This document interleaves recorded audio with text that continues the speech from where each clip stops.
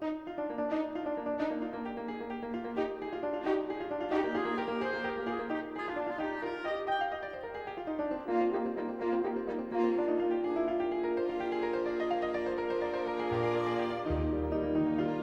and Prejudice is one of the most popular novels in the English language. But how do you turn a classic book into classic television?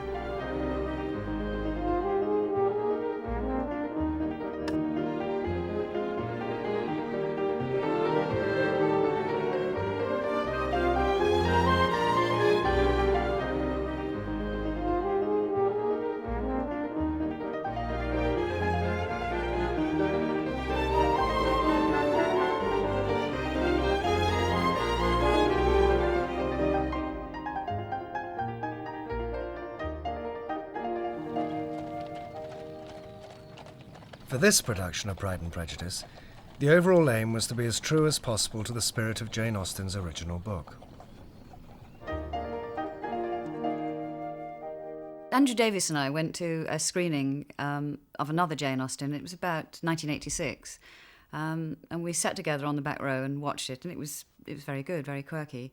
But afterwards, I remember turning to Andrew and saying what I would really love to do is a version of Pride and Prejudice, which is my favourite book, and do it in the way that really reflects the book. When I read the book with a view to adapting it, the first thing that came across was what tremendous speed and energy the book had. It really goes like a train. There's something happening on every page, and there's enormous energy, both in the characters and in the action. People talk about nothing much happening in Jane Austen. This book is absolutely full of events, full of people dashing about, full of people falling in love, breaking their hearts, eloping with each other, trying to seduce each other. And I just thought I wanted to convey some of this energy in the adaptation. I wanted to get that into the very opening scene. So instead of taking a scene with Elizabeth, I decided to take a scene in which Bingley and Darcy get their first sight of Netherfield Hall, which would involve them galloping across countryside and convey that sense of energy right in the opening shot. It's a fair prospect. Pretty enough, I grant you. Oh, it's nothing to Pemberley, I know. But I must settle somewhere. Have I your approval? You'll find the society something savage. Country manners, I think they're charming. Then you better take it. Thank you. I shall. I shall close with the attorney directly.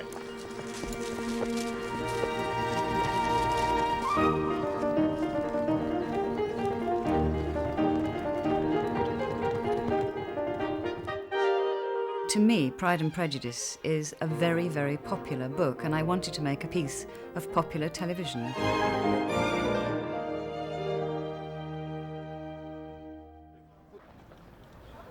The producer, Sue Birtwistle, oversees the entire production.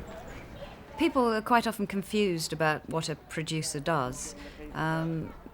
They can't understand the difference between a producer and a director. It's a question I get asked quite a lot.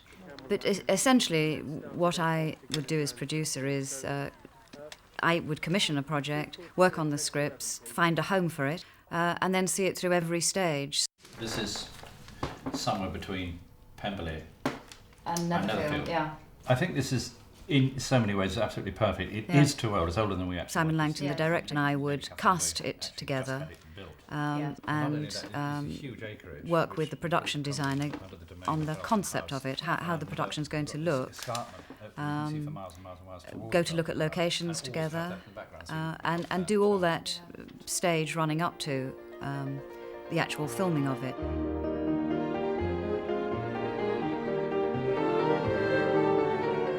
Finding the right locations is fundamental to the entire design process. But is design for a period drama more difficult?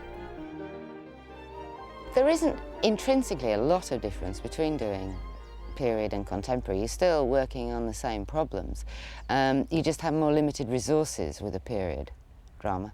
You obviously have to do much more research, and you've got more difficulty in spelling out the characters because you have less tools to play with than you would on the contemporary. and you also have to be very careful as to every shot. It's just that there's a lot of stuff from there, stuff from here, people rushing. Got to keep these lines sort of clear. We start with reading about the social life. If you start from understanding the situation, the political situation in the country at the time, how people live and what their incomes were, then everything else grows from that. That lady, I suppose, is your mother. Yes, she is. Mamma, this is Lady Catherine de Bourgh.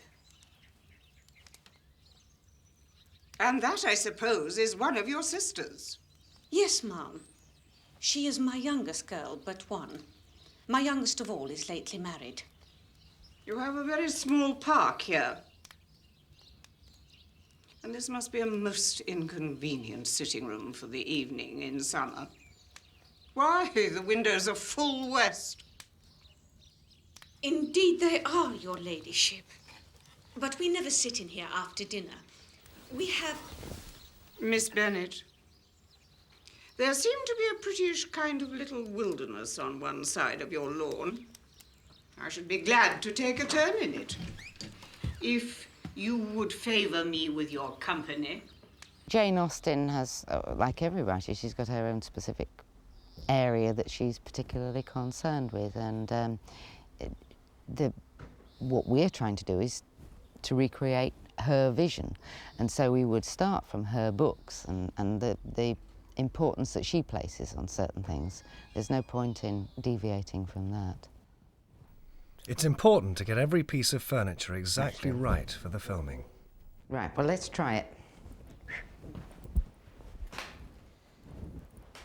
3 of us have to sit in a line. Plenty of room. And this one? Not very much room. Oh. That's a bit snug, isn't it? A bit cosy, that one. Right. I had hoped to condole with your poor father and your mother.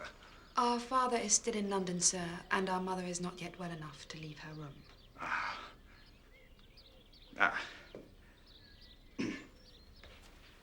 I think the locations have to be found exactly right, but they convey such a lot of information, the kind of cosy domesticity, the natural scale of the Bennet household.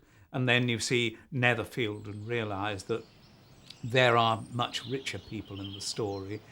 And then, finally, you see the absolute splendours of Pemberley and realise that Elizabeth has been proposed to by a man who owns most of Derbyshire, and a park which is so big that you can't even see the house.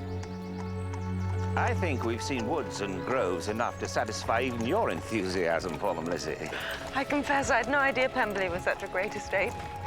Should we reach the house itself before dark, do you think? Be patient, wait. There. Stop the coach.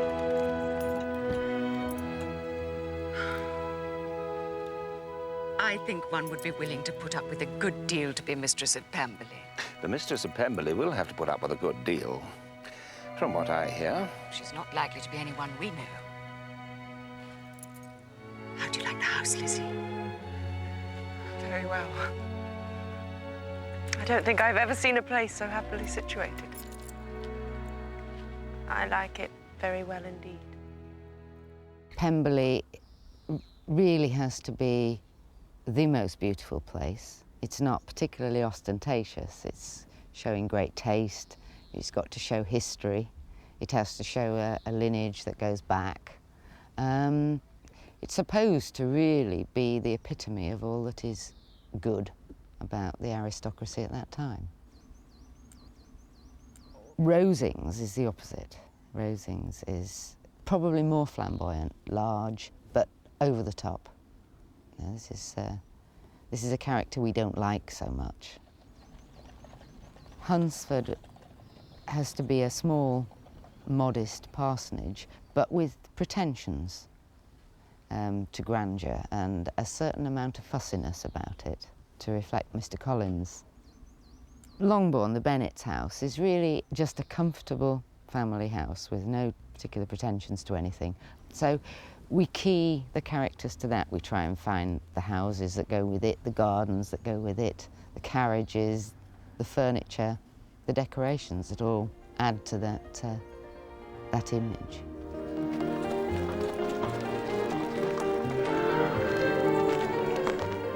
In terms of the design for somewhere like Meryton, we can choose our level of reality, and we can choose the level that is directly relevant to the book and to the piece that we're doing. So on this occasion, we'll concentrate more on the jolly aspects, the handsome soldiers and the socialising and the shops. We won't be dwelling on poverty, we won't be dwelling on any of the sort of real solid, hard-edged aspects of rural life, because it's not an area that Jane Austen was particularly interested in. We see Meryton really through the eyes of her characters.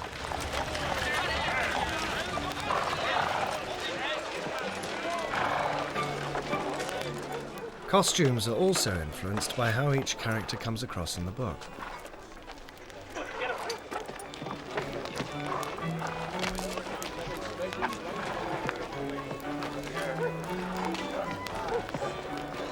Shall we be quite safe here, Mr. Darcy, do you think? Damn silly way to spend an evening.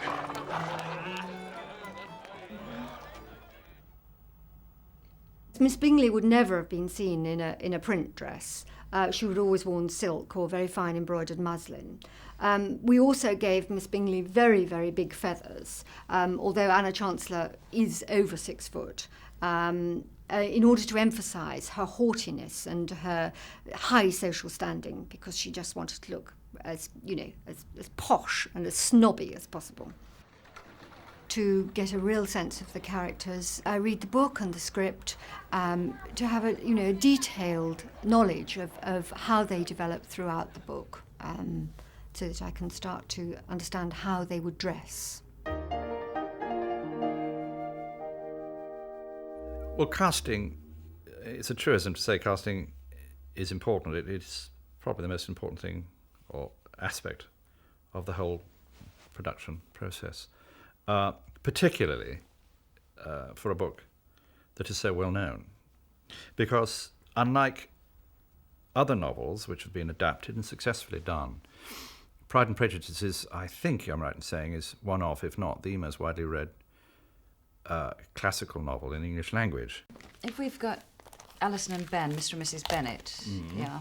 So if you like, there's even more enhanced responsibility on the part of the casting process to get those people absolutely right. I mean, we're very, very keen to have David Bamber as Mr. Collins. Now, when we first auditioned David Bamber for Mr. Collins, I thought he was the ideal person for this job, and he absolutely proved it when he came into audition, because he performed the proposal scene, and he did it completely seriously, which is the only way it works. My reasons for marrying are, first, that I think it a right thing for every clergyman to set the example of matrimony in his parish. Secondly, that I am convinced it will add very greatly to my happiness. And thirdly, which perhaps I should have mentioned first, that it is the particular recommendation of my noble patroness, Lady Catherine de Bourgh. Mr. Collins, she said, you must marry. Choose properly, she said. Choose a gentlewoman for my sake, and for your own, let her be an active, useful sort of person, but not brought up too high. Find such a woman as soon as you can. Bring her to Hunsford, and I will visit her. In approaching the character, what I'm attempting to do, as opposed to what I'm achieving, is to show a contrast between the pre-proposal Collins when he first arrives in the case of this adaptation, which is episode 2, and the post-proposal, which is really when you see him in Rosings Park and at Hunsford Parsonage. Observe that closet, Cousin Elizabeth. What do you say to that? Well, Is it not the very essence of practicality and convenience? Lady Catherine de Bourgh herself was kind enough to suggest that these shelves be fitted exactly as you see them there. Shelves in the closet. Happy thought indeed. I think that in the rosing scenes, I've shown more of a servile, rather dark and sardonic and unpleasant character. Alison Steadman is an extraordinary actress, and I've always thought that, and we thought that. I've admired her intensely for all the various films she's done, and this is admittedly a slight risk, as she's probably said herself, is a completely new avenue for her talents. When we did go to the read-through, and start the read-through, it was always a very nerve-wracking day. You get, I think, there was something like 100 people there. And she almost starts the dialogue off. She attacked it like a bolting chariot. It was most extraordinary. Confined, unvarying. I would have him know we dine with 24 families. As an actress, I am constantly on the lookout for fun roles, things that are going to be interesting and give me plenty of scope to be creative. Mama, have you seen Charlotte Lucas since I came away? Yes, she called yesterday with Sir William. What an agreeable man he is. That is my idea of good breeding. And those who fancy themselves very important and never open their mouths quite mistake the matter. When I was offered this part, I hadn't read the book. So I first of all read the book and then read the scripts. And of course, as soon as I read it, I could hear the voice of Mrs. Bennet. She just comes off the page. So beautifully written. The character is all there. It's all there. It's like a box of chocolates, you know, it's just ready to dive into. And I just couldn't resist. Oh, Mr. Bennet, you are wanted immediately. We are all in uproar. You must come and make Lizzie marry Mr. Collins. For she vows she will not have him. And if you do not make haste, Mr. Collins will change his mind and he will not have her. I've not the pleasure of understanding you. Of what are you talking? Of Mr. Collins and Lizzie. Lizzie declares she will not have Mr. Collins, and Mr. Collins begins to say he will not have Lizzie. Well, what am I to do on the occasion? Seems a hopeless business. Oh, speak to Lizzie about it yourself. Tell her you insist upon her marrying him. Let her come in. Lizzie! I particularly wanted Colin Firth to play Darcy, and some people thought it was an odd choice, and I think Colin himself thought it was an odd choice, and he in fact said no at the beginning, and I absolutely had to insist that he think again and do it for him to take the part. And he said he came to a stage where he realised that if anybody else played the part, he'd be immensely jealous because the part had taken over him. He's an amazing actor. Physically, himself, he doesn't actually look like Darcy, but I think you'd agree, or I hope most people would agree, that he actually looks incredibly like Darcy when he's playing Darcy.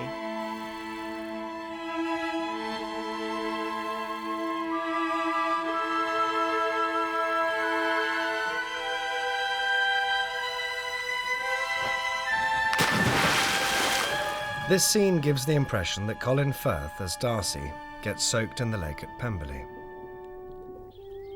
In actual fact, this isn't quite true. The scene is put together using lots of different shots, which sometimes require several takes from different angles. So the film crew doesn't want Colin to get wet too quickly. He does dive, but not into the lake. It's onto this blue mattress. Meanwhile, his stunt double is about to jump in the lake. All under the watchful eye of these professional divers, here to take care of everyone's safety.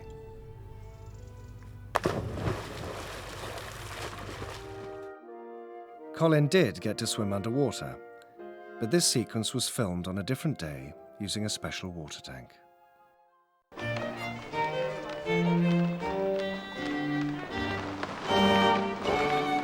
Even if they don't always do their own stunts, actors in period dramas like Pride and Prejudice may be required to demonstrate other talents, like dancing.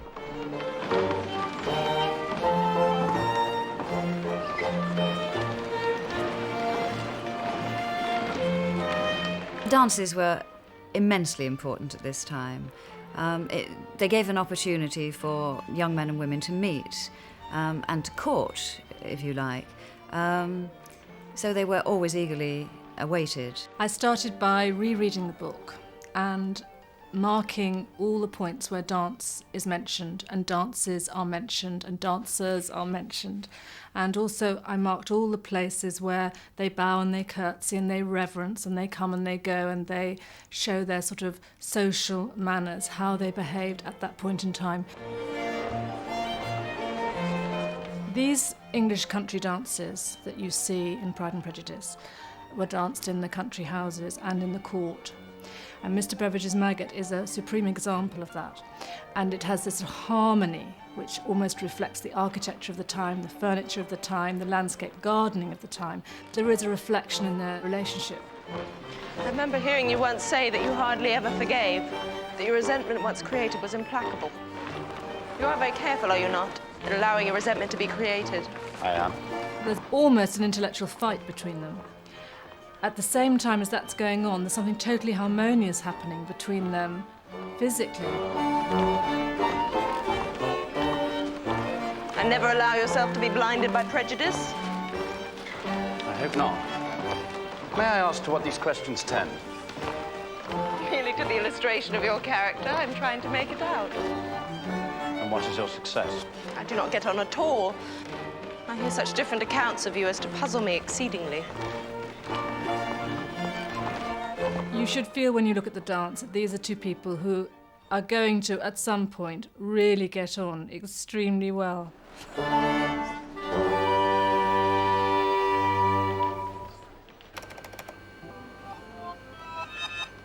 Editing is the third aspect of the whole production process.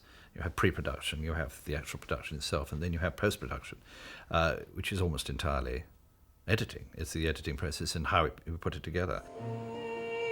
You can change the whole focus of a scene simply by staying on one shot 1 second longer than another.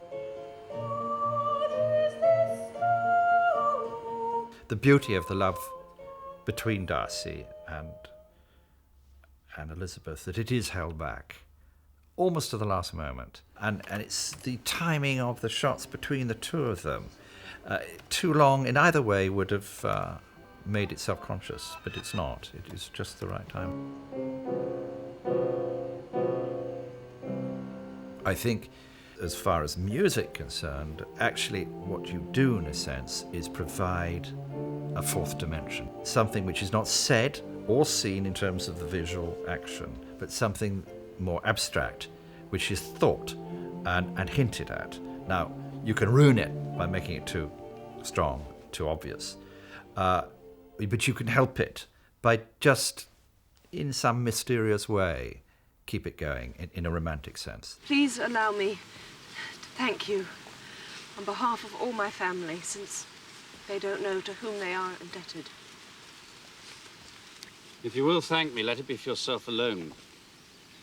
Your family owes me nothing. Much as I respect them, I believe I thought only of you. You are too generous to trifle with me. If your feelings are what they were last April, tell me so at once. My affections and wishes are unchanged. But one word from you will silence me on this subject forever. Oh, my feelings are... I'm ashamed to remember what I said then. My feelings are so different. In fact, they are quite the opposite.